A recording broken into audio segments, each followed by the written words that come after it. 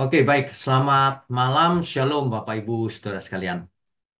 Malam ini kita lanjutkan online Bible study kita, masih kitab Yeremia. Topik malam ini adalah ciri-ciri nabi palsu. Tentu saja seperti biasa kita tidak akan belajar hanya di kitab Yeremia. Nabi palsu zaman sekarang ini bagaimana? Apakah ciri-ciri yang zaman dulu masih berlaku atau bagaimana? Supaya kita tidak tertipu. Umat Tuhan tidak tertipu oleh serigala yang berbulu domba. Kata Alkitab begitu. Ya, mari kita berdoa lebih dahulu. Mari kita tundukkan kepala. Bapa kami yang di surga, kami percaya Tuhan bahwa program ini bukan terjadi secara kebetulan. Kami percaya melalui program online Bible Study ini kami boleh belajar bersama-sama semuanya, bahkan sampai ke ujung bumi. Dan mohon Tuhan berkati mulut hamba-Mu untuk menyampaikan kebenaran agar tidak meleset. Terima kasih Tuhan. Hanya dalam nama Tuhan Yesus kami berdoa dan mengucap syukur. Amin. Ya, malam ini adalah sesi kelima Kitab Yeremia, yaitu tentang ciri-ciri nabi palsu. Oke, kita lanjutkan dulu. Ya, Bapak Ibu kalau ditanya, apa sih maksudnya nabi itu? Apa sebenarnya? Nabi adalah seseorang atau pribadi atau individu yang dipilih atau diutus langsung oleh Tuhan. Untuk apa? Untuk menyampaikan pesan atau wahyu Tuhan kepada manusia. Nah, pesan-pesan itu dapat berupa nubuatan, peringatan, janji, tuntunan atau ajaran, dan juga bisa juga hukuman. Ya, contohnya ya. Contohnya Yesaya 6 ayat 8. Lalu aku mendengar suara Tuhan berkata, siapakah yang akan kuutus? Dan siapakah yang mau pergi untuk aku? Maka sautku, ku di situ adalah Nabi Yesaya. Ini aku, utuslah aku. Jadi ada suara langsung yang didengar oleh Nabi Yesaya. Contohnya lagi Nabi Yeremia. Dicatat di di Yeremia pasal 1 ayat 9 sampai 10. Lalu Tuhan mengulurkan tangannya dan menjamah mulutku. Tuhan berfirman kepadaku, sesungguhnya aku menaruh perkataan-perkataanku ke dalam mulutmu. Jadi perkataan Tuhan ditaruh di mulut Yeremia. Yeremia jadi nabi. Begitu ya. Oke, kita lanjutkan dulu. Ya. Nah, seorang nabi itu bertugas bukan untuk seluruh dunia, tapi secara spesifik waktu itu. Tapi hikmatnya bisa kita ambil sampai hari ini, gitu ya. Nah, contohnya sebentar saya warnain dulu ya. Contohnya di Israel, saudara, yang di utara. Ada Nabi Hosea dan Nabi Amos. Nah, yang di selatan yaitu Yehuda, banyak nabinya. Mika, Yesaya, Sefanya, Habakuk, Yeremia, Hagai, Zakaria, Maleaki. Nanti semuanya akan kita bahas, ya. Nah, sedangkan Nabi Yoel tidak diketahui. Dia melayani di mana sebenarnya? Ada Obaja namanya, Nabi Obaja. Di Edom dia melayani. Sedangkan di Asyur ada Nabi Yunus dan Nahum. Di Babel ada Daniel dan Yehezkiel. Ya, itu Nabi. Oke, kita lanjutkan dulu. Ya, bagaimana caranya Tuhan bicara dengan nabi-nabinya? Yang pertama lewat mimpi. Contohnya Daniel 7 ayat 1. Kita baca dulu ya, contoh saja ya. Nanti dibaca sendiri lengkapnya, saudara. Daniel pasal 7 ayat 1. Saya bacakan ya. Pada tahun pertama pemerintahan Belshazzar, Raja Babel, bermimpilah Daniel dan mendapat penglihatan-penglihatan di tempat tidurnya. Lalu dituliskannya mimpi itu dan inilah garis besarnya. Nah, rupanya pesan Tuhan bisa disampaikan lewat mimpi. Ya, itu. Nah, yang kedua lewat penglihatan. Penglihatan di situ itu maksudnya bisa juga mimpi maksudnya, ya. Atau keadaan setengah sadar seperti orang yang apa ya, yang sedikit teler itu, saudara. Jadi melayang-layang gitu, dia melihat penglihatan, ya. Bukan halusinasi, beda, ya. Contohnya Nabi Elisa dicatat di 2 Raja-Raja 3 ayat 15. Bisa dibaca nanti sendiri ya. Yang berikutnya lagi melalui malaikat, Tuhan kirimkan malaikatnya. Contohnya Nabi Elia. 1 Raja-Raja 19 ayat 5 sampai 6 misalnya. Tuhan bicara melalui malaikatnya kepada Elia. Nah, kemudian apa lagi? Bisa juga suara Tuhan langsung. Contohnya Nabi Musa. Keluaran 3 ayat 4. Coba misalnya Keluaran pasal 3 ayat 4 ya. Ketika dilihat Tuhan bahwa Musa menyimpang untuk memeriksanya, berserulah Allah dari tengah-tengah semak duri itu kepadanya. Musa, Musa. Dan ia menjawab, ya Allah. Jadi bisa juga suaranya suara langsung didengar oleh telinga Musa. Audible maksudnya. Ya. Oke, kita lanjutkan dulu. Ya. Nah, ternyata ada yang namanya nabi palsu, saudara. Nabi palsu. Jadi tentu saja ini sangat berbahaya. Bagaimana tidak berbahaya? Kalau nabi yang asli menyampaikan pesan Tuhan, nah nabi yang palsu ini menyampaikan siapa? Pesan siapa ini? Inilah yang akan kita bahas malam ini panjang lebar, ya. Oke, kita lanjutkan dulu. Ya, ciri daripada nabi palsu yang pertama, apakah dia seorang petenung, peramal, penelaah, penyihir, pemantra, atau seorang yang bertanya kepada arwah, atau kepada roh peramal, atau yang meminta petunjuk kepada orang-orang mati? Jika iya, maka ia bukan nabi, meskipun ngakunya sebagai nabi. Itu nabi palsu.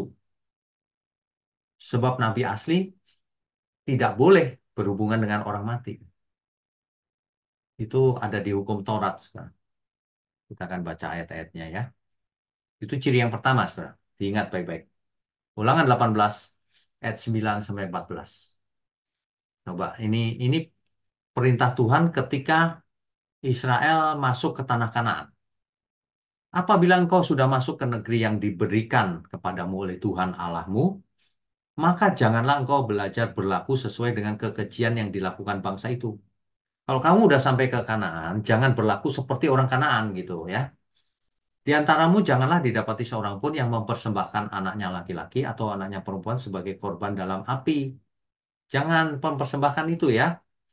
Ataupun seorang yang menjadi petenung, peramal, penelaah, penyihir, pemantra, ataupun seorang yang bertanya kepada arwah atau kepada roh peramal, atau yang meminta petunjuk kepada orang mati. Nah, ini yang ditulis dalam kitab Taurat, Ulangan pasal 18 ayat 9 sampai 14. Jadi kalau seorang yang ngaku nabi tapi melakukan ini, dia nabi palsu.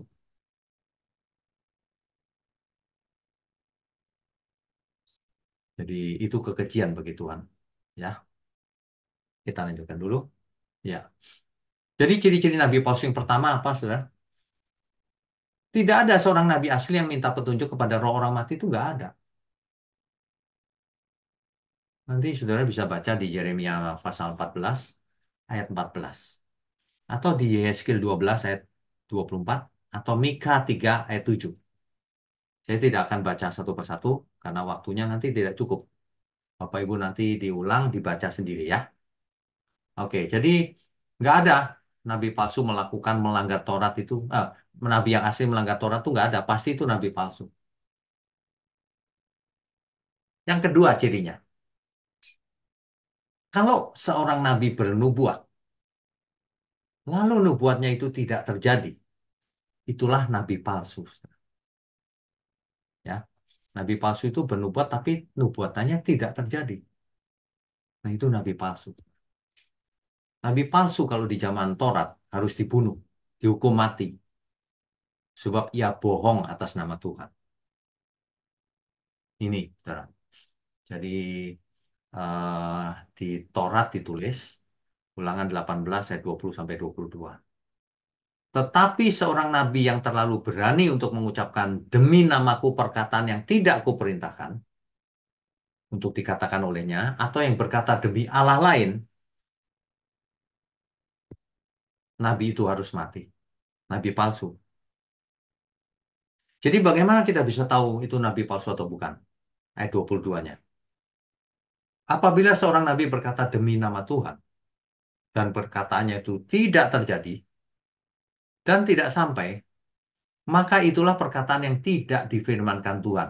Sebab Tuhan tidak pernah bohong, bukan? Dengan terlalu berani nabi itu telah mengatakannya, maka janganlah gentar kepadanya. Itu nabi palsu. Jelas ya Bapak Ibu ya.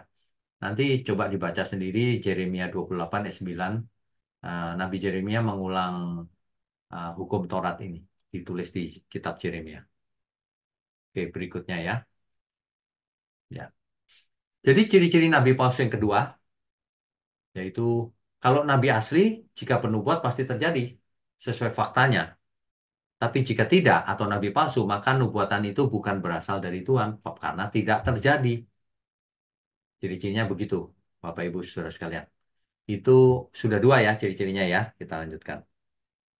Ciri-ciri ketiga, nabi palsu itu menyampaikan apa yang ingin didengar orang, yang menyenangkan telinga orang, bukan yang menyenangkan Tuhan. Itu pasti nabi palsu, mengabarkan yang enak-enak saja. Ya, saudara masih ingat di sesi-sesi yang lalu, Nabi Yeremia itu menangis. Dia seorang diri mengabarkan firman Tuhan, tetapi dikeroyok rakyat, raja, imam, nabi-nabi. Tentu saja ini nabi palsu. Karena Yeremia menyampaikan peringatan kalau kamu tidak taat, tidak bertobat, kamu dibuang ke Babel dan 70 tahun di sana. Nah, mereka nggak suka. Mereka menuduh eh, Nabi Yeremia berkhianat atau nabi palsu bahkan. Nah, makanya banyak mereka bernubuat sendiri, bukan disuruh Tuhan. Itulah nabi palsu. Ingin menyenangkan pendengarnya. Ya, itu jelas nabi palsu. Oke. Nah, ini dia, Bapak Ibu. Jadi nabi palsu itu melayani dirinya sendiri, bukan melayani Tuhan. Kepentingan dirinya untuk menyenangkan semua supaya populer, supaya diterima. Tapi Tuhan tidak disukakan, ya. Jadi menyenangkan dirinya sendiri bukan menyenangkan Tuhan. Bapak Ibu Saudara nanti dibaca ya Yeremia pasal 14 ayat 13 sampai 14, pasal 23 ayat 16 sampai 17, Yeskil 13 ayat 9 sampai 10 dan Mika 3 ayat 5.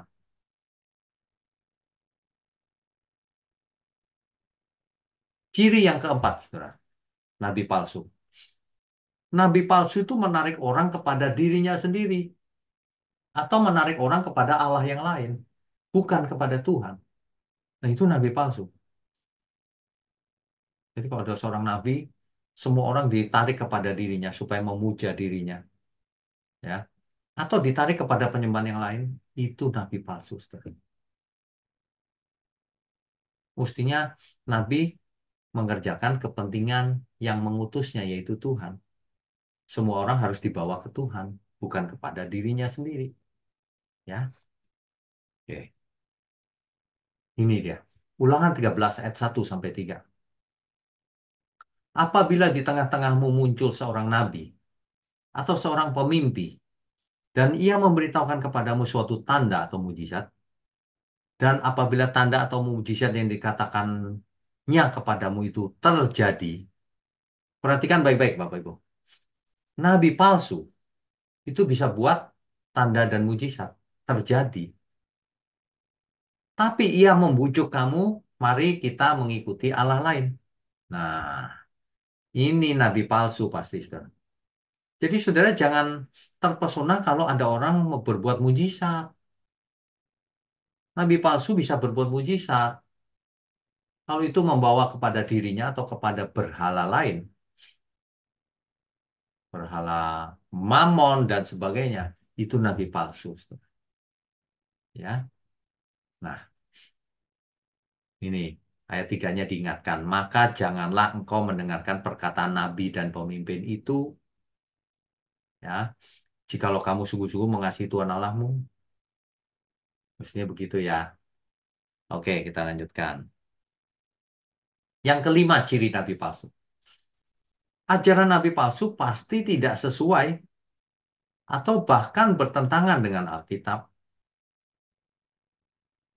Yang jadi masalah itu gini loh, saudara. Mereka pakai Alkitab juga, bisa juga pakai Alkitab, tapi diartikan lain. Nah, kalau saudara tidak mengerti Alkitab itu sebenarnya bagaimana pengertiannya, diajari yang lain, tapi diambil dari Alkitab.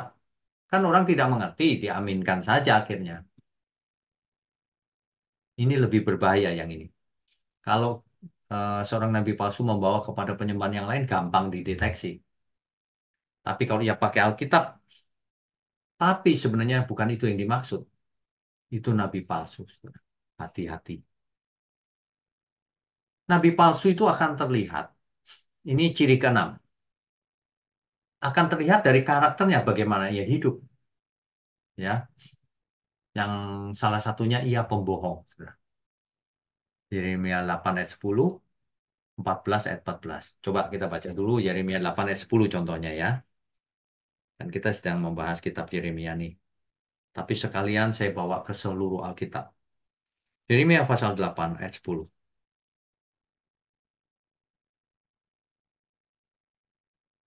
Sebab itu aku akan memberikan istri-istri mereka kepada orang lain, ladang-ladang mereka kepada penjajah. Sesungguhnya dari yang kecil sampai yang besar semuanya mengejar untung, baik nabi maupun imam. Cari untung, saudara. Semuanya melakukan tipu, pembohong ya. Ya. Ada lagi yang pemabuk. Yesaya 28 ayat 7. Ada lagi yang moralnya bejat. Ngomongnya kebenaran, tapi moralnya bejat. Itu nabi palsu, saudara. Yeremia 23 ayat 14. Coba kita baca.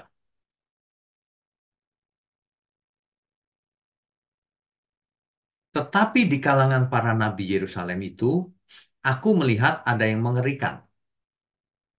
Mereka berzina dan berkelakuan tidak jujur.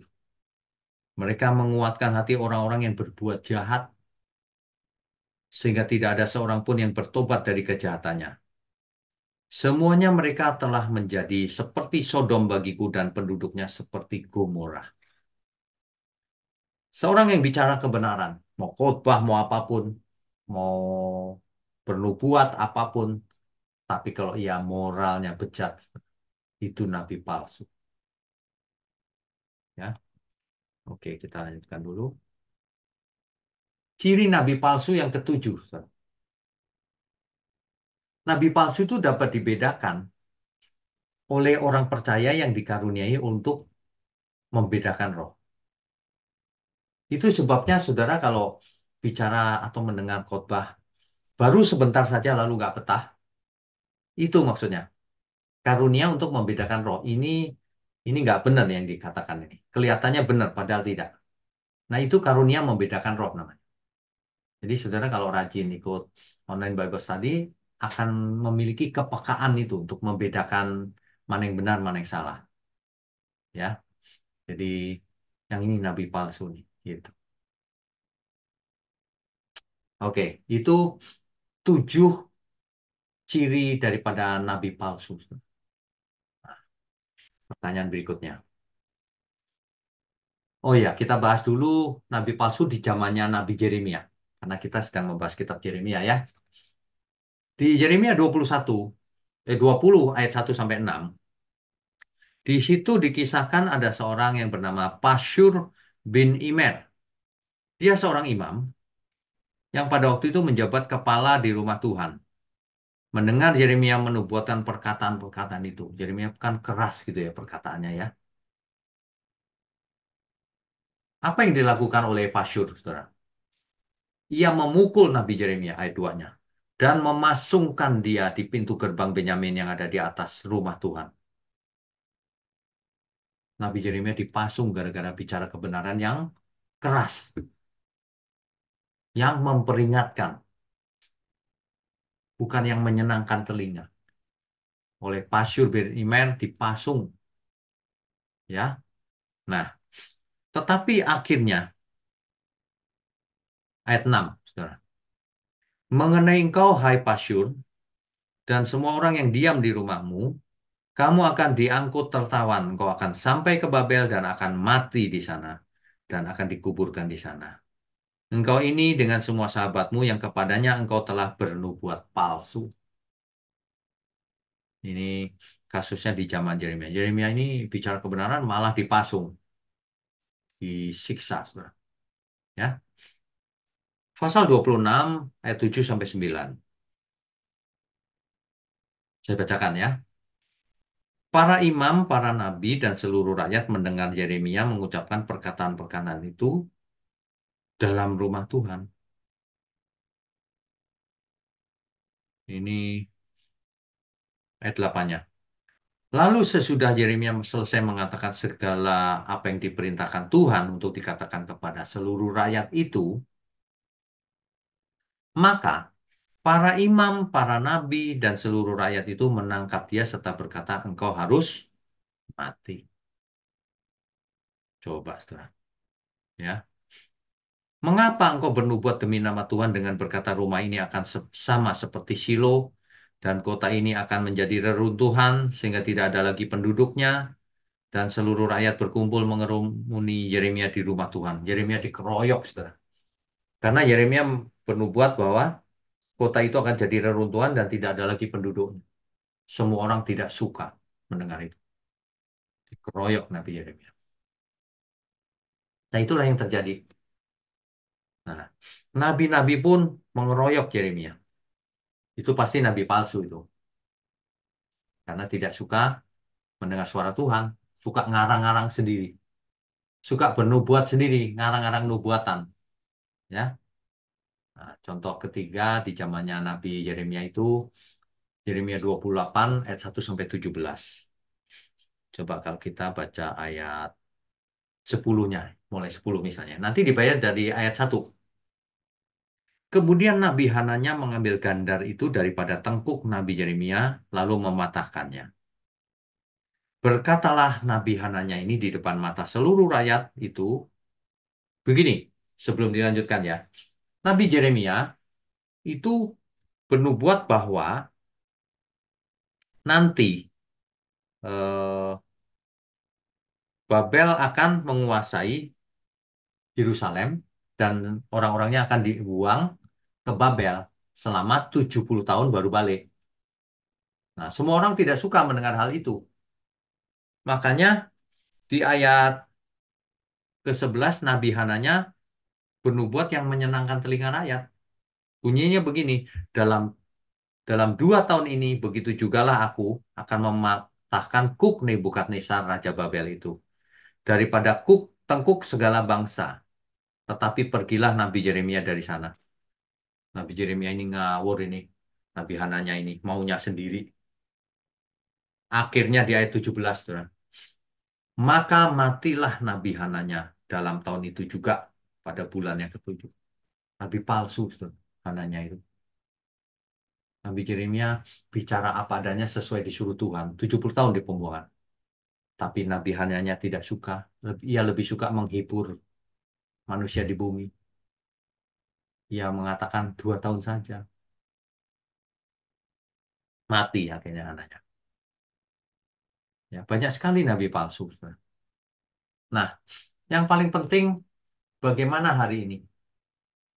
Bagaimana cerita nabi palsu di zaman Perjanjian Baru dan zaman sekarang tentunya. Nah, ini yang lebih penting, saudara. Apakah nabi palsu ciri-ciri zaman Taurat masih berlaku zaman sekarang? Jawabnya tentu saja masih berlaku. Kalau ada orang yang bernubuat mengaku nabi, bernubuat tapi tidak terjadi, itulah nabi palsu, ya. Kalau ada orang meramal, contohnya sederhana begini aja deh, saudara. Kalau ada seseorang yang bernubuat, Tuhan Yesus akan datang, saudara, 1 tahun lagi, misalnya. Tapi kemudian 1 tahun lagi tidak terjadi. Berarti dia nabi palsu. Paling-paling alasannya, wah aku berdoa sama Tuhan, lalu Tuhan batalkan, gitu. Begitu, akal-akalan begitu, saudara. Itu nabi palsu, ya. Jangan mudah tertipu, saudara. Ciri nabi palsu perjanjian lama sekarang masih berlaku. Tetapi di zaman perjanjian baru ada yang lebih khas lagi, maksudnya apa? Nabi palsu itu. Nah, di Matius 24 ayat 24 itu adalah yang memperingatkan adalah Tuhan Yesus sendiri. Saya bacakan ya. Ini perkataan Tuhan Yesus sendiri ini. Sebab Mesias-Mesias palsu dan nabi-nabi palsu akan muncul dan mereka akan mengadakan tanda-tanda yang dahsyat dan mujizat-mujizat. Sehingga sekiranya mungkin mereka menyesatkan orang-orang pilihan juga. Oh, ya kan? Camkanlah ayat 25-nya. Aku sudah mengatakannya terlebih dahulu kepadamu. Ingat tuh, ingat baik-baik ya. Nabi palsu akan muncul dan mereka bisa mengadakan tanda-tanda yang dahsyat dan mujizat-mujizat. Bisa melakukan mujizat juga, saudara. Tapi tujuannya untuk menyesatkan orang-orang pilihan, umat pilihan. Ini ciri nabi palsu, saudara. Meskipun bisa berbuat mengadakan mujizat, tapi akan menyesatkan orang pilihan atau umat pilihan. Ini Tuhan Yesus yang bicara, saudara. Nah, yang lain lagi, 2 Petrus 2 ayat 1. Saya bacakan ya. Sebagaimana nabi-nabi palsu dahulu tampil di tengah-tengah umat Allah, demikian pula di antara kamu akan ada guru-guru palsu. Perhatikan itu. Ada guru palsu mengajar sesuatu yang tidak sesuai firman Tuhan, tidak sesuai Alkitab, mengurangi atau menambahi, atau bahkan yang ada dirubah-rubah artinya. Mereka akan memasukkan pengajaran-pengajaran sesat yang membinasakan. Bahkan mereka akan menyangkal penguasa yang telah menebus mereka, menyangkal Tuhan Yesus maksudnya. Dengan cara itu maka dengan jalan demikian segera mendatangkan kebinasaan atas diri mereka. Nabi palsu itu ujungnya kebinasaan, saudara. Ujungnya kesesatan lalu kebinasaan. Ya, hasilnya itu buahnya. Oleh sebab itu di 1 Yohanes 4 ayat 1-3, kita baca saja, ini penting soalnya. 1 Yohanes pasal 4 ayat 1-3. Saya bacakan ya.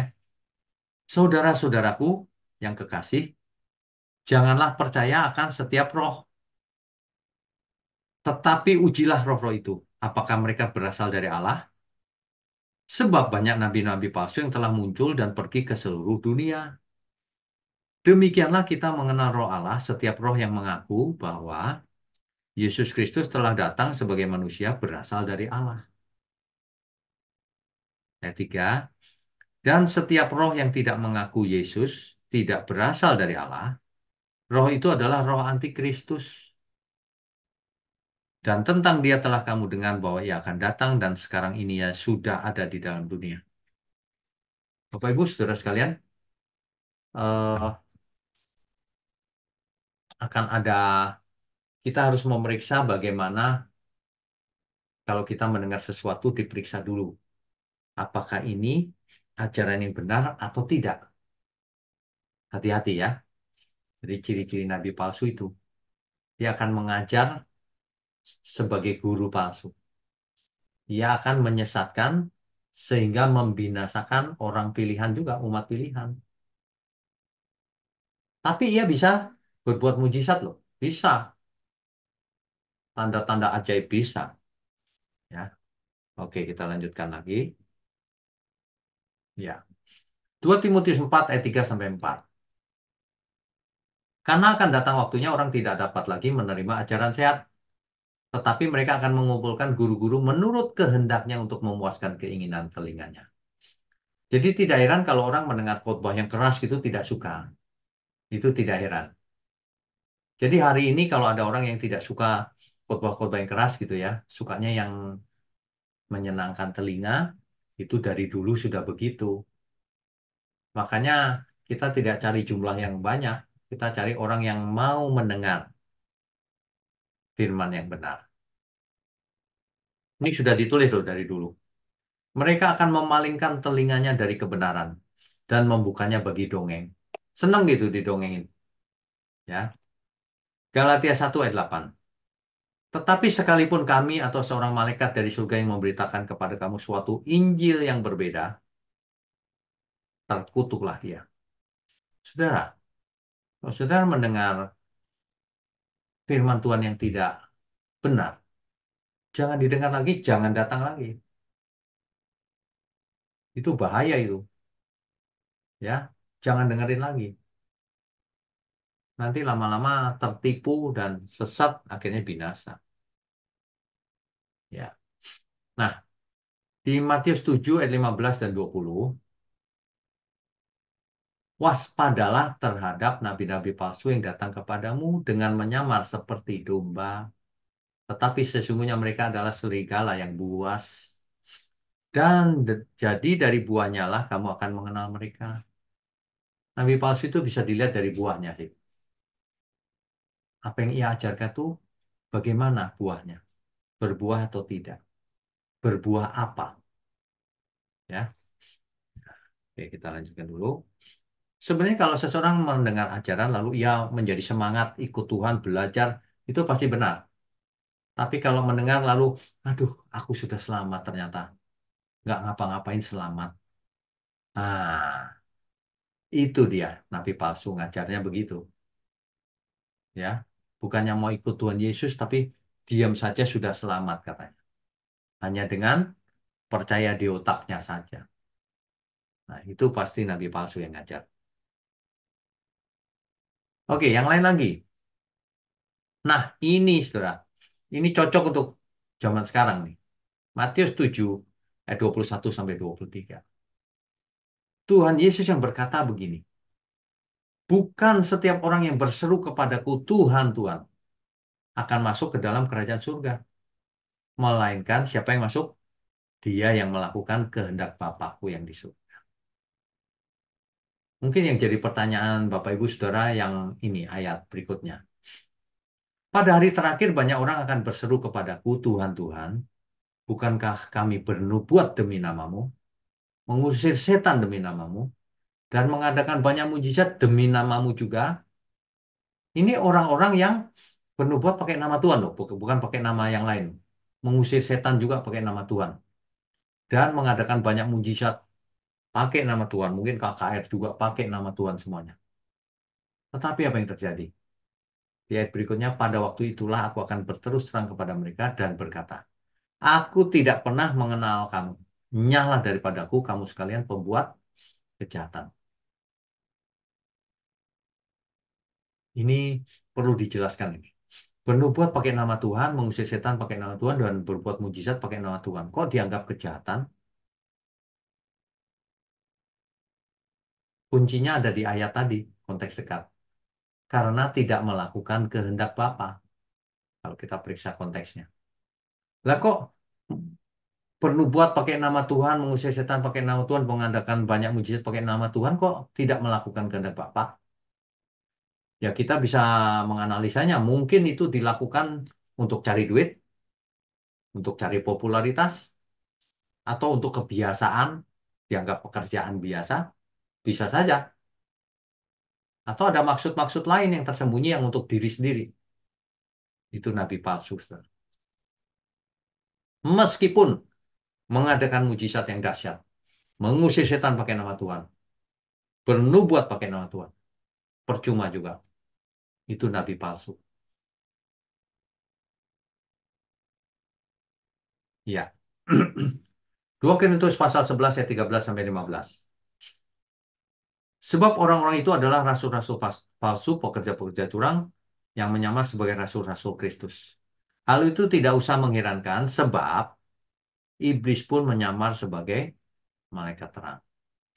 Bapak Ibu Saudara, kalau mendengar pengkhotbah, tapi khotbahnya tidak sesuai Alkitab, itu nabi palsu. Ya, hati-hati. Makanya untuk para pengkhotbah, hati-hati, jangan asal saja. Periksa ulang di Alkitab. Jangan merasa sudah benar. Ya. Kalau enggak, kau jadi nabi palsu. Nah, itu maksudnya. Karena setan saja bisa menyamar sebagai malaikat terang loh. Ada orang yang ditemui malaikat, ngakunya malaikat, padahal setan itu. Bisa juga, ya. Jadi bukanlah suatu hal yang ganjil jika pelayan-pelayannya menyamar sebagai pelayan-pelayan kebenaran, pelayan Tuhan, pelayan kebenaran. Pelayan pelayan iblis menyamar sebagai pelayan kebenaran, seolah-olah pelayan Tuhan gitu. Kesudahan mereka akan setimpal dengan perbuatan mereka. Alkitab jelas kok, ya. Itulah sebabnya dalam Yohanes 8 ayat 31 sampai 32, maka kata Yesus kepada orang-orang Yahudi yang percaya kepadanya, "Jikalau kamu tetap dalam firman-Ku, kamu benar-benar adalah murid-Ku. Dan kamu akan mengetahui kebenaran, dan kebenaran itu akan memerdekakan kamu." Makanya saudara yang ikut online Bible Study ini sudah benar. Supaya kita mengerti firman Tuhan dengan benar. Sehingga kita bisa hidup tetap di dalam firman. Artinya menjadi benar-benar murid Tuhan Yesus. Dan mengerti kebenaran akhirnya. Sehingga kebenaran itu akan memerdekakan kita. Akan menyelamatkan kita juga. Dari cara hidup yang salah. Yang tidak berkenan bagi Tuhan. Nah, intinya ya. Nabi asli dan palsu itu dibedakan seperti ini akhirnya ringkasannya. Kalau yang asli pasti bicaranya kebenaran yang sesuai Alkitab. Ujungnya pasti keselamatan jiwa, bukan keselamatan fisik saja.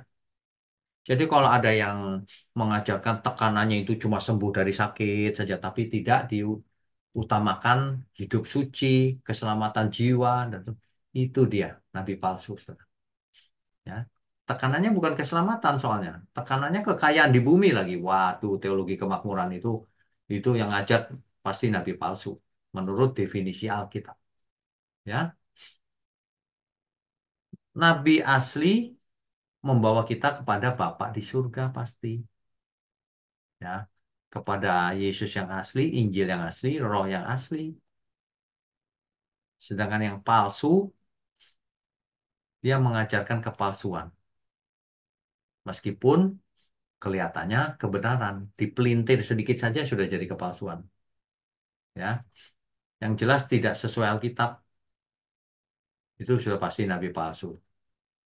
Makanya ya, kalau nggak ngerti jangan ngajar, jangan menyampaikan hal yang kau tidak mengerti. Itu sama saja dengan engkau buta, menuntun orang buta, sama-sama masuk jurang. Ya, kalau mau bicara, menyampaikan kebenaran tuh belajar lagi, diperiksa ulang di Alkitab, kan begitu. Kalau mau gampang ikuti online Bible Study, kan begitu ya, atau baca sendiri boleh saja. Nah, ujungnya bukan keselamatan, ujungnya kesesatan yang membawa kepada kebinasaan dan akan membawa nabi palsu membawa manusia kepada bapak segala dusta, Yesus yang lain. Pasti yang diajarkan Yesus yang membuat kita kaya dan sebagainya gitu. Yang diajarkan Injil yang lain, Injil kemakmuran, kaya raya di bumi katanya. Yang diajarkan pasti roh yang lain, semangat yang lain, bukan semangatnya Kristus. Ya, saudara ya. Jadi nabi itu palsu atau asli bisa dites dengan kriteria ini selain kriteria Taurat tadi. Dicek saja pakai kriteria ini. Maka kita akan tahu. Itu kita sedang menghadapi nabi asli atau palsu. Nah, itulah secara ringkas, cepat sekali meskipun banyak sebenarnya.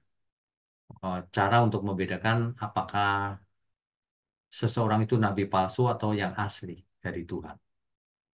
Ya, nanti saudara bisa ulang kembali dibaca perlahan-lahan ayat per ayatnya supaya kita bisa menolong orang lain juga. Kan banyak orang tidak mengerti kebenaran nih. Kalau kita bicara malah kita yang disesat-sesatkan. Hati-hati ya. Kita harus belajar tekun sesuai Alkitab. Nah, saya anjurkan ya paling cepat ikuti saja online Bible Study ini. Nanti setelah mengikuti, baca aja lagi Alkitabnya, benar atau tidak. Itu cara paling efisien. Sebab kalau baca sendiri, banyak orang pusing kan, dan waktunya tidak ada. Butuh waktu banyak kalau baca sendiri. Nah, kalau ikut online Bible Study kan sudah diringkas, sudah dijelaskan. Saya berharap ini bisa memberkati kita semua. Supaya umat Tuhan tidak tertipu oleh para nabi palsu. Amin, saudara. Baik, kita lanjutkan dengan tanya jawab. Yang pertama, raise hand Wirawan. Silakan. Sebentar, saya buka dulu ininya. Ya, silakan di unmute. Halo Mbak Winya, Halo, selamat malam. selamat malam. Saya pikir saya sudah ke berapa gitu, Pak. Biasanya yang nanya banyak pas ini, Pak. Oh, Kok bisa saya yang pertama ya? Ini ada beberapa pertanyaan, Pak. Pak, ya, di gereja itu kan ada 5 jawatan di betul, gereja, Pak ya. betul. Nah, itu kapan ya, Pak? Di gereja itu bisa seorang itu dikatakan jadi nabi gitu, Pak. Apa Oke, dari mana gitu, maksudnya oke, ciri, baik, mengerti, ya. mengerti. Jadi, kalau menurut saya ya, tidak usah ngaku-ngaku nabi. Jawatan itu fungsinya kenabian. Nah, di dalam gereja, tentu saja seorang pengkhotbah harus berfungsi sebagai suara kenabian juga. Apa itu? Menyampaikan kebenaran. Konteks hari ini tuh menyampaikan kebenaran. Itu artinya kita sedang memerankan fungsi kenabian. Tapi nggak usah ngaku saya nabi loh, nggak usah. Ya, nah itu fungsi kenabian namanya. Dan biasanya satu orang tidak hanya melakukan satu fungsi, bisa rangkap-rangkap. Oke, ya, ya, Misalnya ya. kalau di gereja saya gembala juga, guru juga. Terkadang-kadang saya ke daerah-daerah penginjil juga gitu. Jadi tidak harus dalam satu saat satu saja gitu. Enggak. Kita bisa merangkap-rangkap juga gitu. Meskipun ada beberapa orang yang memang spesialis. Misalnya full penginjil. Jadi dia keliling terus gitu. Ya bagus, spesialis. Gitu maksudnya. Jelas nggak ya? Ya, berarti kalau ada seorang yang mengaku-ngaku nabi gitu, Pak, itu kemungkinan nggak Tanda benar, Pak ya? tanya. Tanya dulu, Tanda kau tanya, nabi Pak. palsu atau nabi apa? Kalau nabi asli nggak begitu sih. Ngaku-ngaku nabi nanti bernubuat. Habis bernubuat terus nubuatannya tidak terjadi. Nah, kan palsu itu. Oh, betul. Ya kan? Banyak itu, Pak. Banyak, banyak, banyak sekali. Ya, ya intinya sederhana kok. Umat Tuhan mau dibohongin apa nggak? Sudah jelas-jelas bohong, kau tetap datang ke sana. Kan aneh itu. Yang salah Nah, bukan itu juga mereka. Yang salah ya kau juga sendiri. banyak, Pak, yang terjadi, Pak. Ya Kan makanya. waktu COVID itu awal-awalnya ada pendeta besar yang saya nggak perlu sebut namanya Ya, menghardik COVID supaya akan pergi dari Indonesia segera. ya Tapi ternyata tidak. tambah terjadi, tambah nggak karu-karuan gitu. Tambah banyak Tapi hamba Tuhan yang sekarang, mati. iya. Itu Tapi palsu, tapi Pak. sekarang Itu nabi palsu loh. masih banyak pengikutnya, Pak. Ya, itu nabi palsu, Pak namanya. Itu nabi palsu ya. Ya. Karena seorang nabi yang asli itu kalau menyampaikan sesuatu pasti terjadi. Karena disuruh Tuhan. Hmm. Kalau nggak disuruh Tuhan itu nabi palsu. Kamu terlalu berani ya menyampaikan pesan yang bukan disuruh Tuhan. Kan gitu kan kalimatnya ayat tadi. Betul, betul. Tadi sudah Ya. saya bacakan kan. Kamu terlalu berani bicara sesuatu yang tidak disuruh Tuhan kau bicarakan. Kamu nabi Hmm, palsu berarti. Makanya nggak terjadi. Kalau Tuhan yang suruh pasti terjadi, Pak. ya, ya. Ya, Yang terakhir, Pak, yang ya, tentang membedakan roh itu, Pak. ya, Sejak COVID itu kan saya sering ikut channel Truth ID, ya, ya dengerin khotbah-khotbahnya Pak Eras, ya, Pak Wiknyo gitu. Apalagi setelah ketemu OBS ini, Pak. ya. Itu sekarang kalau saya dengerin pendeta di gereja saya yang ngomongin tentang kemakmuran gitu, saya sudah mules sendiri, Pak. Itu apa Alarmnya langsung bunyi, membedakan Pak. roh itu, Ding, Pak? ding, ding, ding, ding, ding, ding, Ya gitu. sudah gak enak sendiri gitu, Pak. Ya, Rasanya gitu. ya. Pasti, Pak. Pasti. Itu orang yang mengerti kebenaran itu menjadi peka, Pak. Nah, kalau pekanya ini sudah nggak, udah lebih jauh dari logik gitu. Nggak pakai logik ini. Langsung berasa gitu. Ini ngomongnya aja udah jelas kalimatnya itu. Kemana arahnya, gitu. Iya, betul-betul. Kan banyak orang pintar tapi nggak bisa membedakan, Pak. Jadi bukan soal logika, bukan. Membedakan roh itu, no. Ya. Iya, ya. Oke, itu aja, Pak. Oke, Masih banyak pasti memberkati. teman-teman yang nanya, Pak. Terima Ya, kasih. Tuhan ini berkati. Pak Wirawan ini memberkati banyak orang juga pertanyaannya. Sehingga orang, oh iya ya, gitu. Oke, berikutnya Bu Mariana. Silakan, Bu. Ya, selamat malam Pak. Selamat malam. Pak mau konfirmasi dulu. Jadi berarti sampai sekarang tuh sebenarnya Nabi itu masih ada ya Pak? Nah, ini pertanyaan bagus sekali. Saya sebutkan tadi, fungsi kenabian ada, Bu. Iya. Fungsinya. Tapi orangnya bisa disebut Nabi nggak Pak? Kalau saya nggak berani menyebut nabi. Oh. Sudah nggak zaman. Hmm. Kalau ada yang nekat menyebut nabi, perlu tanda tanya nih. Kenapa dia berani nyebut? Sebab ada salah satu bapak gereja yang mengatakan begini, nabi terakhir itu Tuhan Yesus. Setelah Oh ya. setelah itu catatannya ada nabi Agabus dan sebagainya, tapi sudah tidak berfungsi. Ya, ya Pak. Oke. Nah, saya sekarang masuk pertanyaannya Pak. Pak, misalkan ya Pak, ada ya katakanlah dia nabi palsu. Ya, Kan buahnya itu kadang-kadang kan tidak langsung kelihatan ya Pak. betul. Sementara salah satu cirinya itu adalah buahnya. Ya, Nah, apalagi misalnya buat yang awam kurang bisa tidak ada discernment, ya, maksudnya kurang bisa membedakan roh. ya. Nah, praktisnya itu supaya tidak terjebak dan tidak apa ya, tidak terlanjur ngikut. Sebenarnya hal apa sih yang bisa kita langsung perhatikan?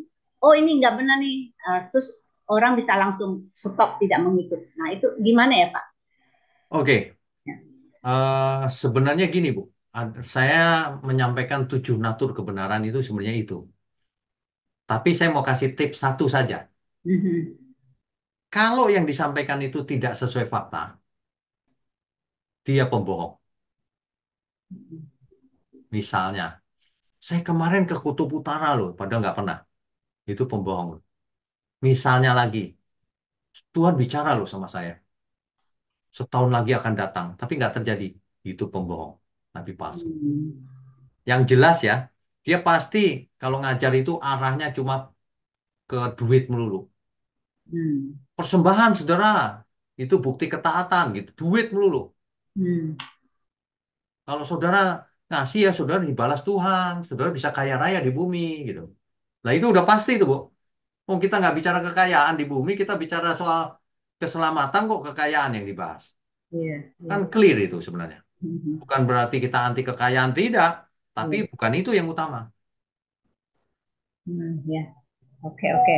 Berarti tadi yang sesuai fakta tuh faktanya dia dan fakta keadaan sekarang ya, Pak ya? Ya, dan Ya, terutama fakta Alkitab. Kalau dia bicara ya. sesuatu, kata Alkitab, kalau kau Hmm. kasih persepuluhan dibalas 100 kali. Mana di Alkitab? Nggak ada. Nah, bohong dia. Oh ya, ya. Berarti ujung-ujungnya kebenaran ya, Pak ya? Ya, ya itu tadi, satu set tuh, Bu. Iya. Palsu itu kepalsuan, bohong, tidak sesuai fakta, tidak sesuai Alkitab, tidak membawa Mhm. kepada keselamatan, cuma membawa kepada kekayaan duniawi yang gitu-gitulah. Iya, Pak. Karena mostly ya, Pak, yang begitu-begitu kan awal-awalnya kayaknya aduh sangat menarik buat sebagian orang ya. Sangat menarik kelihatannya mulus, mulus gitu, kayaknya benar gitu. Nah, itu seperti rambut satu rambut dibelah 7 ya, Pak. Karena Saking tipisnya perbedaannya. karena nyaman didengar. Oh ya. Kalau saya khotbah kan keras gitu, jadi orang nggak suka nih. Iya. Orang begini loh. seminggu sudah kerja capek-capek, Pak, di gereja dimarah-marahin. Iya, Pak. Padahal saya Paham. bukan marah-marah, ini gemas, ini Alkitab itu begini loh yang benar. Gitu. Ya, iya, Pak. Paham, Pak. Ya. Makasih ya, O- Pak Winyo. Oke, Tuhan berkati. Tuhan berkati, Pak. Berikutnya Ibu Meme, silakan.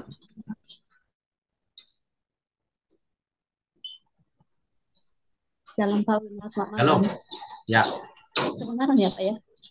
kedengeran, silakan. Maaf ya Pak, videonya saya tak buka sebab saya guna handphone. Ya, nggak apa-apa. Ya, makasih Pak untuk malam ini. Pelajarannya yang Bapak sampaikan malam ini benar-benar menghajar ya Pak, menghajar kita semua Pak, supaya kita lebih cerdas menilai mana nabi asli dan mana nabi palsu ya Pak ya. Ya, Padahal Pak, zaman sekarang ini ya Pak, banyak nabi-nabi merasa selamat Pak. Ngeri juga Pak kalau dengarnya. Yang Bapak sebutkan tadi, orang buta menuntun orang buta. Ya Pak, saya ada pertanyaan Pak, tapi saya mundur dulu ya Pak, minggu yang lepas soal hukum Taurat. ya, Ah, silakan. ya. Ini kan Pak ada tertulis di Matius 5 ayat 17 tuh Pak. Ya, Ah, Janganlah kamu menyangka bahwa aku datang untuk meniadakan hukum Taurat atau kitab para nabi. Aku datang bukan untuk meniadakannya, melainkan untuk menggenapinya. ya, Oke, so kalau saya bandingkan dengan Efesus itu ya Pak, ya, Efesus 2 ayat 15 ya. ya. Nah, so saya mau tanya ini Pak, apakah bagian Alkitab ini saling kontradiksi? Kalau iya, mengapa ya Pak? Kalau tidak juga ya Pak, bagaimana cara kita memahaminya? Ini yang Baik, pertama ya Pak. ya, Yang saya kedua, jawab dulu. Saya jawab oh dulu. iya ya Pak ya, makasih Pak. Bagian dari Alkitab itu tidak pernah ada yang kontradiksi. Kalau orang merasa seolah-olah kontradiksi karena tidak Ah, mengerti. Saya oh jelaskan iya, ya, di mana tidak kontradiksinya. iya Pak. Ini, eh, janganlah kamu menyangka bahwa aku datang untuk meniadakan hukum Taurat.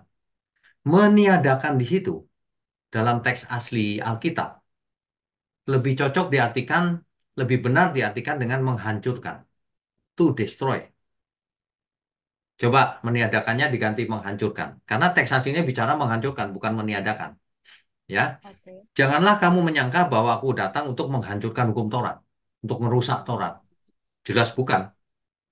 Atau kitab para nabi. Aku datang bukan untuk merusaknya, melainkan untuk menggenapi. Apa itu menggenapi? Menggenapi itu Menyempurnakan. bicara gini, dulu dinubuatkan, ini loh sekarang aku datang nih. Ini loh yang benar begini. Selesai, gitu maksudnya. Nah, Oh, makanya di Efesus 2 ayat 15 dikatakan, dengan matinya ia di kayu salib, maka hukum Taurat dengan segala perintah dan ketentuannya dibatalkan. Tetapi Rasul Paulus juga menulis di bagian yang lain, aku bukan membatalkannya, tetapi meneguhkannya. Nah, itu kalau orang nggak ngerti kok kontradiksi lagi. Bukan. iya. Itu Oh, dibatalkan semua Taurat itu. Yang diteguhkan itu apanya? Hukum Taurat intinya. Saya sudah bahas itu sebenarnya. Hukum kasihnya itu terus selamanya. Tapi kalau upacara-upacaranya, korban bakaran, persepuluhan buah sulung, hari raya, semua sudah nggak perlu. Intinya tetap kasihlah Tuhan Allahmu, kasihlah sesamamu. Itu yang dijelaskan oleh Tuhan Yesus. Itu inti Taurat. Pada kedua hukum inilah tergantung seluruh hukum Taurat dan kitab para nabi. Tuhan Yesus yang mengajarkan begitu. Jelas nggak? iya Pak, jelas. Oke. Berarti Pertanyaan kedua? sekarang ya Pak. Berarti sekarang kita ini adalah mengikuti hukum kasih dong Pak. Ya, betul. Pak. Tapi ini seperti ada tertulis di Kejadian juga ya Pak. Kasihilah Tuhan Allahmu gitu ya Pak ya. Iya, itu Tapi tidak itu pernah juga batal selama-lamanya. itu juga ada tertulis di hukum Taurat kan? Ada. Hukum yang pertama. Iya, Oh makanya. ya. Itu inti hukum Taurat. Oke. Berarti kedatangan Tuhan Yesus mengembalikan manusia itu ke rancangan Allah semula dong Pak. Ya, boleh dikatakan begitu. Supaya Iya manusia ya. mengasihi Tuhan dengan segenap hidupnya dan mengasihi sesama. Oh ya.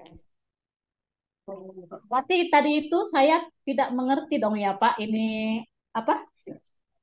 catatan Alkitab yang saling kontradiksi tadi. Baru Ya, saya karena ngerti, Pak. apa? Banyak orang tidak mengerti, Bu. Nggak apa-apa. Kenapa? Iya. Karena teks aslinya orang nggak mengerti kan bahasa Yunaninya. Mm-mm. Nah, Mm-mm. kalau saya periksa ulang, oh itu menghancurkan, bukan meniadakan. Gitu. Menjajakan, ya. Ya Pak, gini kan nyambung Pak. Kalau Ya, tanya kepala jemaat di gereja ya, ya, banyak itunya. Nggak nyambung jadinya. iya, Dengar-dengarin iya. aja lah ya Pak. Oh ya Ya Pak, satu biarin lagi aja lah. boleh. Iyalah Pak. Boleh satu lagi ya Pak, satu aja. Boleh, silakan. Ini singkat Pak ya. Tadi kan Pak kita kan eh, mata pelajaran kita ini kan Pak nabi-nabi palsu. Ya, Apa juga itu eh, seorang pendeta boleh disebut juga nabi ya Pak? nggak boleh. Nggak boleh juga ya. Fungsi kenabian boleh. Melakukan fungsi kenabian. Kalau Fungsi disebut nabi nggak kenabian. usah lah. Nggak perlu Oh, lah sebut nabi. Nanti jadi aneh-aneh oh, nanti. iya Pak, betul. Ya. Iya Pak. Ya, makasih ya Jadi, Pak. oh oke. Jelas ya udah ya. Iya, Oke, Tuhan Yesus Tuhan berkati. memberkati. Yuk, makasih. Ya, berikutnya Mesak, silakan.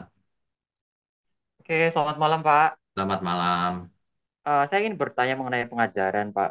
Ya, silakan. Itu kan sering terjadi friksi, sering terjadi kontradiksi. Kalau misalnya ada 10 pendeta gitu dan kita membahas satu topik, itu biasanya uh, Lain-lain. kalau misalnya ada 10 pendeta, ada 10 pengajaran gitu. Ya, Di pertanyaan saya adalah dalam hal apa kita boleh berbeda, dalam hal apa kita harus sama atau mesti sama. Terus haruskah kita sama dalam pengajaran? Terus haruskah ada pengajaran yang satu-satunya pengajaran yang diakui dan dijadikan patokan sebagai kebenaran yang absolut atau tidak? Itu baik, Pak, terima kasih. baik. Saya sarankan Mesak mendengarkan itu ya, 7 natur kebenaran yang saya bahas itu. Nanti kalau sudah dengar itu, mantap, lengkap. Jadi mengerti gitu. Jadi semua orang merasa kecapnya nomor satu, paling benar. Yang lain salah, debat dua-duanya nggak karuan, akhirnya nggak ketemu juga, gitu kan? Nah, tapi kalau pakai 7 natur kebenaran akan tahu secara objektif mana yang benar, gitu ya. Jadi apakah ada yang harus yang inti? Jelas ada. Kalau seseorang tidak menganggap Yesus Tuhan, nah itu sudah nggak perlu dibahas. Itu salah total pasti. Karena kita ditebus di kayu salib, Dia Tuhan dan Juru Selamat. Kalau itu iya dong. Kalau cuman yang lain yang nggak mempengaruhi keselamatan, ya masih masih nggak apa-apa. Meskipun kalau kita bicara kebenaran harusnya sama semuanya, harusnya ya. Tapi kalau bedanya itu cuma pinggiran-pinggiran yang nggak menentukan keselamatan, ya masih oke. Tapi kalau doktrin itu menyebabkan perilaku kita salah, wah itu salah. Misalnya, ya udah, eh, ya udah Bapak Ibu itu aja makan tidur setiap hari aja. Yang penting pikirannya percaya Yesus Tuhan. Oh itu salah itu menyesatkan itu membinasakan loh itu. Karena orang yang melakukan nubuatan, mujizat dan sebagainya aja nggak diterima Tuhan kok. Kalau tidak dengan motivasi yang benar, apalagi cuma diem aja. Nah itu salah itu. Ajaran yang salah menyesatkan itu yang membinasakan. Kalau cuma gini, waduh dulu Yesus itu eh, sadar bahwa ya anak Bapak itu umur 12 sampai 30 ya. Nah kalau itu nggak masalah lah. Ada yang ngomong 12, 30 lah ya nggak masalah itu buat saya. Mau 12, mau 30, nggak masalah. Gitu. Ya, oke. Itu saja pertanyaannya. Ya, ya Pak, terima kasih Pak. Oke, Tuhan berkati. Ini berikutnya siapa ini? Ibu Sabrina ya. Ya Pak, Shalom. Halo, silakan. Maaf Pak, saya tidak bisa on Nggak kamera apa-apa, lagi di silakan. jalan. Ya, Oke, saya sangat suka sekali dengan pengajaran malam ini karena banyak begitu mencerahkan. Tapi saya ada pertanyaan masih silakan. berkaitan dengan nabi palsu, cuma tidak ada di dalam yang sudah disebutkan oleh Bapak Ya, tadi. ya. Yang pertama itu ya, sebenarnya karena saya sudah berulang-ulang baca Alkitab ini kan, Tapi pertanyaan saya tentang kejadian yang saya temukan dalam Alkitab ini, saya masih tertanya-tanya, yaitu em, kisah tentang nabi dari Yehuda itu ya, di kisah satu Raja-Raja pasal 13 kalau saya tidak salah itu ya. Di mana waktu itu nabi itu kan disuruh bernubuat, terus Tuhan berpesan selepas menyampaikan nubuat itu dia harus langsung pulang, nggak boleh mampir di mana-mana ya gitu ya. Terus pada waktu itu dia setelah menyelesaikan nubuat itu dia melakukan seperti apa yang Tuhan suruh, tapi terjadi juga ya di pertengahan jalan itu ada seorang nabi tua itu yang mengaku bahwa dia juga menerima pesan dari Tuhan untuk menyuruh nabi yang muda ini mampir di rumahnya gitu ya. Dan anak nabi muda ini mampir di rumahnya Tertipu akhirnya. dan apa yang ah Tertipu akhirnya.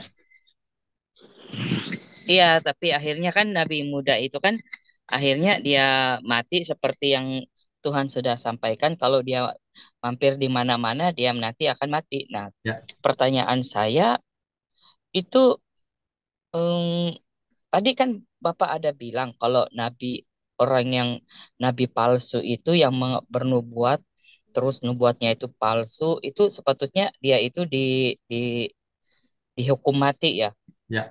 begitu kan? Tapi kan nabi tua ini kan dia mengaku bahwa dia juga menerima pesan dari Tuhan bahwa kalau nabi muda ini harus mampir di rumahnya, dan tapi ternyata yang terjadi, nabi muda itu menerima hukuman seperti yang Tuhan sudah katakan. Ya kenapa Tapi nabi tua Nabi, itu kok Nabi muda itu kenapa percaya sama orang lain dibandingkan perkataan Tuhan langsung?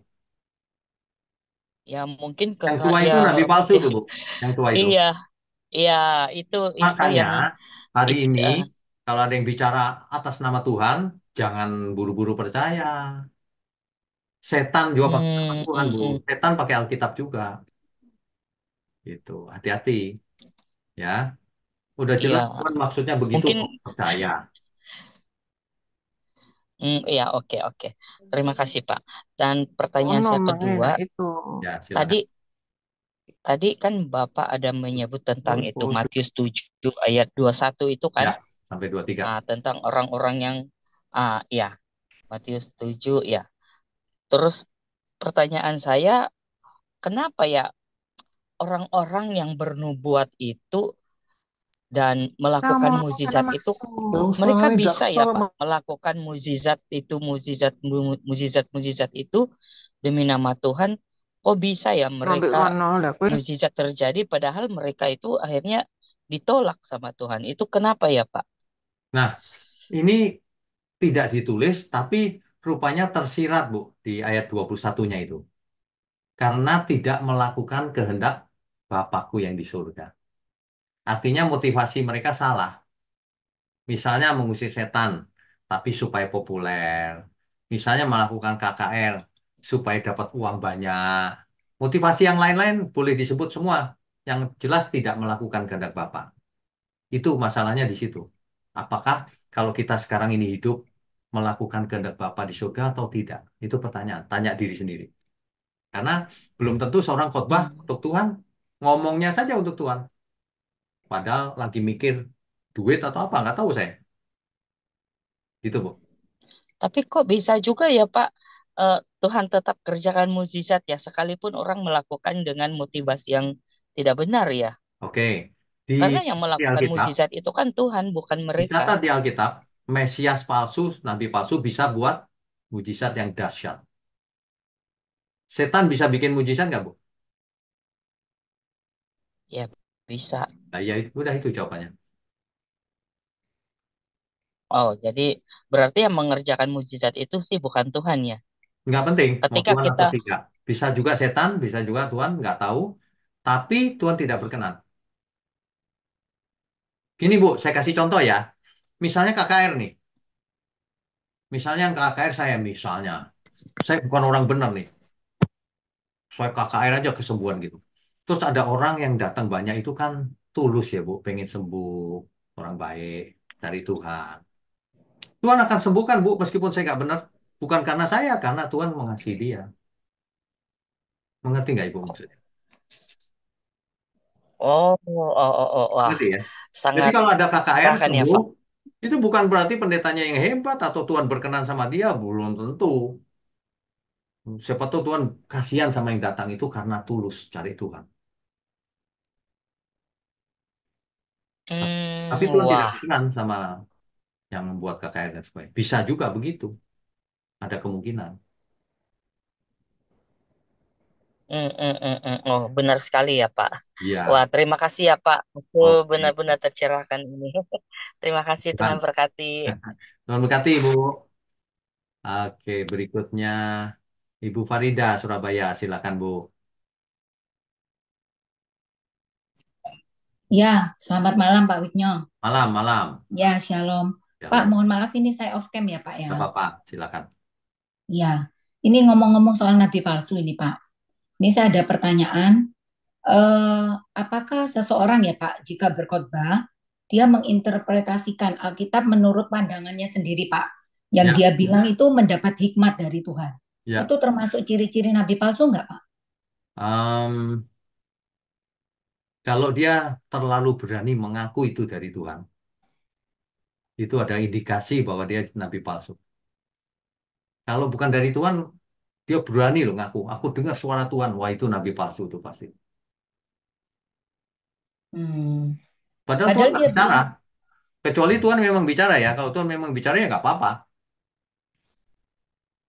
Tapi padahal Tuhan bicara. bilangnya, maksudnya dia khotbahnya misalnya Pak, dia mendapat hikmat dari Tuhan gitu loh Pak. Ya, oh ya boleh saja dong mendapat hikmat dari Tuhan kan boleh. Dengan cara apa? Dengan cara membaca Alkitab misalnya lalu dapat hikmat kan boleh Bu, nggak apa-apa. Beda Oh itu, begini, aku hmm? dengar suara Tuhan, nah itu beda itu. Oh oke oke. Aku dengar suara Tuhan langsung ke telingaku, wah itu lebih beda itu. Kalau bukan begitu berarti dia bohong itu. Iya iya iya. Kalau cuman aku mendapat hikmat hari ini dari Tuhan, oh ya benar dong. Melalui kejadian-kejadian, melalui baca Alkitab, melalui perenungan dalam doa dan sebagainya. Bisa, bisa. Iya iya oke oke Pak. Terus Pak, ini saya juga mau tanya Pak. Penelaah itu apa ya Pak maksudnya ya Pak ya? Oh, penelaah itu peramal, melihat masa depan. Oh oke oke. Iya iya. Ya baik Pak. Oke, Oke terima kasih ya Pak. baik, Tuhan berkati. Ya Tuhan berkati Pak. Baik, ini ada yang komentar apa ini? Bahwa kita sedang berproses mengenal kebenaran yang sejati, benar, kita semua berproses. Bisakah kita menyebut atau memberi stigma kepada seorang nabi palsu jika ternyata dalam ketidakmengertiannya dia sendiri merasa sudah mengerti? Oke, baik. Kalau seseorang dalam ketidakmengertiannya dia mengajarkan yang salah, itu agak beda. Itu bukan nabi palsu. Kalau nabi palsu itu sengaja dia terlalu berani menyampaikan sesuatu yang bukan dari Tuhan atau bohong. Itu nabi palsu. Kalau dalam ketidakmengertiannya dia bicara ada meleset-meleset atau tidak tepat, dia masih sedang belajar, yo ya enggak, bukan nabi palsu. Dia sedang belajar, itu enggak apa-apa. Tapi ya jangan salah terus, karena Alkitab berkata apa? Jangan kamu jadi guru kalau tidak bisa mengajar. Artinya tanggung jawabnya tetap pada kitanya. Jangan, aku nggak ngerti, biarin aja terus begitu. Oh, itu ya jadi dosa akhirnya. Kalau cuma sekali dua kali tidak sengaja ya masih mending gitu. Ya. Oke, berikutnya ini Ibu ya, Ibu Eli ya. Silakan.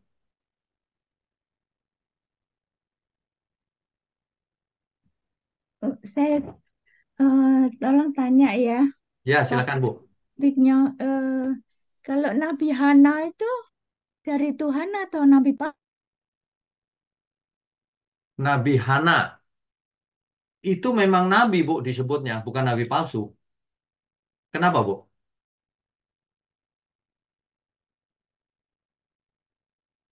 Ibu Eli? Halo? Halo Bu? Ya, ya, halo. Ya. Tapi Ah, tapi kenapa dia tidak percaya dengan Nabi sebenarnya, Nabi Yeremia loh. tadi? Oh, Nabi Hananya maksudnya. Iya, Oh, itu nabi palsu itu Bu. Itu nabi Oh, palsu. itu nabi palsu ya? Nabi palsu. Dia ngelawan Nabi Oh, Yeremia. oh gitu. Di Iya. zamannya Nabi Yeremia itu banyak sekali nabi palsu, Bu. Semua nabi ingin bunuh Nabi Yeremia. Oh, tapi kok disebut nabi ya? Iya, karena nabi itu kan belum tentu nabi benar. Imam juga banyak. Ah, Imam di kuil-kuil juga disebut imam. oh gitu. Iya. Iya. Nabi itu kan Terus, jabatan, Bu. Ada nabi yang diangkat oleh raja, ada yang macam-macam gitu. oh ya. Terus, Ya, eh, pertanyaan kedua, ya, silakan. eh, kalau orang itu acuh ya terhadap eh, nabi palsu, itu anak Tuhan sejati atau enggak ya? Bagaimana? Bagaimana? Kalau orang acuh tak acuh gitu terhadap cerita nabi palsu ya, Maksudnya itu tidak peduli. ya itu Tidak peduli terhadap, nabi palsu, cerita nabi palsu begitu. oh, Apa itu anak Tuhan sejati ya? kalau anak Tuhan sejati akan tetap di dalam firman. Artinya mau belajar terus kebenaran. Bukan acuh tak acuh. Oh ya, Kalau itu suam-suam kuku namanya. oh gitu. Kalau Iya. memang kita murid Kristus, ya kita belajar yang benar. Oh, belajar sama Tuhan nggak mau benar gimana? Kalau bisa Hmm. presisi sepresisi-presisinya, seakurat mungkin gitu. Jangan meleset. Iya. Ya udah, terima kasih ya Pak Oke. atas Terima kasih, Bu. penilaian jawabannya. Terima kasih. Berikutnya Pak Mulyono, silakan Pak. Malam Pak Wignya. Selamat malam. Nyambung pertanyaan beberapa teman di depan tadi Pak. Ini Ya, ada dua pertanyaan Pak. ya Yang silakan. pertama mengenai kebenaran itu kan sesuai dengan fakta tadi kan dibicarakan demikian. Ya, Nah, kan ada seseorang yang ini kelihatannya tanda petik bernubuat gitu Pak di ya, kejadian yang akan datang. ya, Terus terbukti betul Pak. Apa ya. kita bisa percaya dengan orang itu terus Pak? Belum tentu. Itu kebenaran sesuai fakta itu baru satu ciri, Pak. Tidak bisa jadi kesimpulan. Hmm, Ada ciri lain lagi, makanya ada jadi natur dicek kebenaran. uji itu ya. Iya. Oh, Kalau cuma satu belum tentu. Kenapa? Karena setan juga bisa bernubuat. Nabi palsu juga bisa bernubuat. Bisa mengadakan mujizat yang luar biasa juga. hmm, ya ya ya. Jadi kalau ada Dan yang buat mujizat luar biasa, oh ini pasti benar dari itu. Belum tentu setan juga bisa. meskipun kenyataannya terjadi ya Pak ya, Oh belum iya, tentu iya. juga ya. Itu kan tadi ada ayatnya. Iya, Dan iya, iya. terjadi, kan gitu kan? Mm-mm. Jadi Pak, tetapi bukan dari Tuhan. Wah, itu nabi palsu. Ya, ya. Oke. Terus yang kedua Pak, Ya, eh, ini ada pengkhotbah gitu Pak. Dia itu sering berkhotbah itu misalnya di Perjanjian Lama ini. Terus dia kayak berfantasi gitu loh. Kalau khotbah itu mesti mesti harus berfantasi di kejadian yang sebenarnya. Terus dia berkhotbah itu seperti storytelling gitu. Itu dibenarkan nggak ya Pak kira-kira? Contohnya Pak, kalau cuman begitu kan saya nggak tahu apa maksudnya. Nggak misalnya gini, eh, Daud kan punya istri anaknya Saul kan. Ya, terus, Terus kan anaknya Saul itu kan kan dikasihkan orang lain gitu kan Pak waktu itu. terus, Terus setelah Daud berkuasa kan dia ditarik kembali. Terus hmm. waktu Daud menang perang kan dia eh, menari-nari gitu kan Daud. Terus dia ngomong raja kok seperti itu kan nggak pantas. Terus dia dikutuk kan Pak. Ya, Nah ada pengkhotbah yang akhirnya berpikiran seperti anaknya Saul itu Pak. Wah dia bertindak demikian tuh ada benarnya karena ya zaman waktu itu perempuan yang seperti itu terus dia kan mestinya berbahagia dengan suaminya sebelumnya kan, tapi Daud merintah ditarik kembali ya, dia pasti sedih gitu. Dan dia pasti punya kebencian terhadap Daud gitu. Dia berkembang pikirannya gitu loh ke arah itu. oh, oke, baik. Nah itu gimana Pak kira-kira?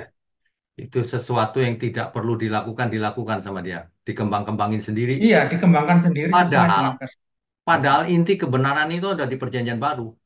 Ngapain masuk ke dalam cerita-cerita yang tidak perlu? Misalnya, kalau mau ngembang-ngembangin lagi, itu pelacur Rahab itu dulunya bagaimana ya? Wah, di karang-karang Hmm. ngapain? Nggak penting. Alkitab cerita yang penting-penting saja. Ngapain dikira-kira begitu? Nggak usah. Lagi pula pusatnya perjanjian baru. Belajarlah sampai perjanjian baru saja. Nggak usah fokus di perjanjian lama terlalu digali Iya, iya. tidak tertulis itu nggak usah. Gitu loh. Buang waktu itu. Hmm. Ya, Ya, jadi akhirnya dapat cerita yang menarik juga Pak dari kajian dia. Tapi itu benar nggak? Saya nggak tahu gitu loh ya itu akhirnya. tafsir. Tafsirnya dia sendiri. Ngapain belajar begitu? Belum tentu benar juga gitu ya Pak Belum ya. tentu benar, ya. Ya, ya, ya. Ya udah itu aja Pak. Ya, Oke. ya, ya. Ya, Makasih. Bung Kati. Pak, Malam Mbak Wisnu. ya, sebentar. Berikutnya Pak Eka Nadi ya. Silakan.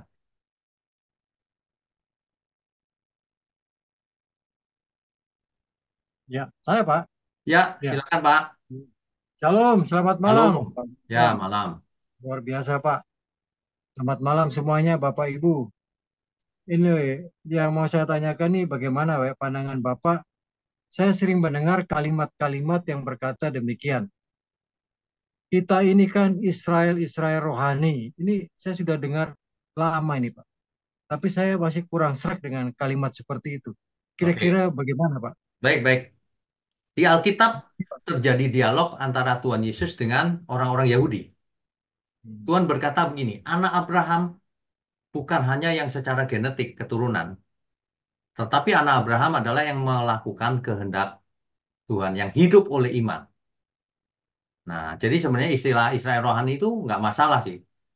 Maksudnya adalah umat pilihan perjanjian baru. Maksudnya orang percaya perjanjian baru itu aja. Nah, di Hmm. ayat yang lain Alkitab berkata, Israel sejati itu bukan cuma Israel. Israel sejati itu setiap orang yang melakukan firman atau hidup menurut iman. Itulah Israel sejati. Nggak masalah, Pak. Cuma istilah itu. Istilah aja itu Pak ya. Ya, Tapi saya berpikir bahwa dengan memakai kalimat itu, menurut hemat saya, Pak, ya, banyak hamba Tuhan terus memakai eh, firman-firman di Perjanjian Lama tentang misalnya janji pada Abraham itu berkelimpahan, ya tuh dihubungkan ke situ. ya. Kita kan Kalau itu, Israel rohani. kalau itu jadi salah, Pak. Kalau itu jadi salah. Karena milih-milih ayat di Perjanjian Lama, padahal Nah, Perjanjian Baru sudah beda fokusnya. ini yang Nah, terjadi itu memang. itu jadi salah, Pak. Itu namanya Hmm. ada interestnya, ada maunya. Salah, Pak. Itu ya, saya berpikir seperti itu, Pak. Mm-mm. Memakai kalimat seperti itu Ya, untuk memakai hal-hal yang berupa kelimpahan jasmani itu. ya, salah, Pak. Perjanjian lama, Itu salah. salah. Mm-mm. Ya. Jadi bukan secara genetik, tapi apa tadi Mungkin Pak maksudnya? mungkin sebutannya bukan Israel rohani lah, umat pilihan gitu aja lah. Tapi yang banyak digunakan di Papua ini, Pak, Ya, nggak seperti itu, masalah sih. Israel, Israel Kalau rohani. cuma istilah nggak masalah, Pak. Tapi jangan kembali ke kekayaan duniawi. Kalau itu salah lagi akhirnya. Ini yang biasa dipakai itu, terus memakai itu kelimpahan atau kekayaan jasmani di Perjanjian Lama itu. Ya, You itu know? sudah pernah saya Bang. jelaskan di kitab Kejadian dulu bahwa berkat Abraham itu banyak. Nama Abraham akan masyhur. Itu buat siapa? Buat Abraham. Ya. Keturunannya akan mendapatkan tanah Kanaan, tanah perjanjian. Siapa itu? Israel. Ya kan? Hmm. Keturunannya akan seperti bintang di langit. Israel juga. Olehmu semua kaum di muka bumi akan mendapat berkat. Nah, ini maksudnya Mesias. Nah, ini buat semua bangsa. Kalau ada yang kembali ke berkat Abraham yang kaya itu nggak ada di Alkitab. Berkat Abraham kaya itu untuk Abraham dan keturunannya, bukan buat kita. Yang buat kita itu yang Mesias. Itu. Itu juga Pak. Sering dengar juga saya apa? Double porsinya Elia itu. Wah, ini Ya, rame juga. dipelintir-pelintir jadi berkat jasmani, jadi kekayaan. Itu dia masalahnya Ya. sih. Salah Pak itu. Kita mau seperti berkatnya double berkatnya Elia. Wah, kan luar Padahal biasa. padahal itu bukan berkat kekayaan loh yang Elia itu, Hmm. ya kan? Semua dipelintir jadi kekayaan. Hmm. Kalau firman itu ditabur, maka orang yang mengerti akan berubah hidupnya berbuah-buah. Ada yang 100, 60, 30 kali. Firman yang Hmm. ditabur diganti sama orang. Kalau persepuluhan yang ditabur maka dibalas Tuhan 100 kali. Duit urusannya jadi. Waduh, manusia ini terlalu berani loh merubah-rubah Alkitab. Ciri-ciri nabi palsu emang. Iya, iya. Ya, Ya, sementara itu dulu, Pak. oke. Terima Tuhan kasih. berkati. Baik, Kak. Amin. Berikutnya Pak Tejo, silakan Pak. Di unmute dulu Pak. Ya, sudah. Selamat malam Pak Selamat Tejo. malam. Pak Iqnyo. Ya, malam. Saya mau tanya tadi mengenai yang nabi palsu atau pengkhotbah itu Pak ya. Yang Ya, pengkhotbah palsu itu biasanya kan di dalam pembicaraannya itu selalu ditutup, dikemas dalam nama Tuhan Yesus. ya. Nah, kita yang mendengar ini kalau dalam nama Tuhan Yesus, kalau kita tidak mempercayai kata-katanya dia kan apa kita nanti nggak dikira orang murtad Pak, kalau tidak percaya dalam nama Yesus gitu Pak. Terima kasih Pak Iqnyo. Oke, baik. Nah, itu ya Pak, yang Matius 7 ayat 21 sampai 23 itu jelas. Mengusir setan pakai nama Tuhan Yesus.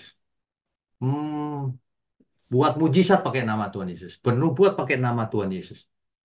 Tapi ditolak oleh Tuhan. Nabi palsu.